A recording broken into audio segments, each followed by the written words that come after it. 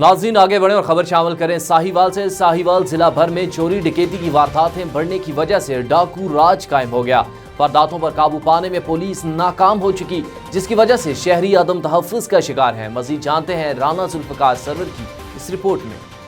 चीचावतनी के नुआई गाँव 10-7-8 जंगल के करीब रोड पर नाके लगाकर नामनसूब डाकुओं ने शहरियों को लूटना शुरू कर दिया और साथ ही तशद्दुद का भी निशाना बनाना शुरू कर दिया है। पुलिस को बर वक्त इन वारदातों की इत्तला देने के बावजूद पुलिस इन वारदातों को रोकने में मुकम्मल नाकाम है। इस किस्म की बढ़ती हुई वारदातों पर गहरी तशवीश का इज़हार करते हुए अहले इलाका के लोगों ने शदीद एहतजाज किया और लाहौर मुल्तान रोड को ब्लॉक कर दिया।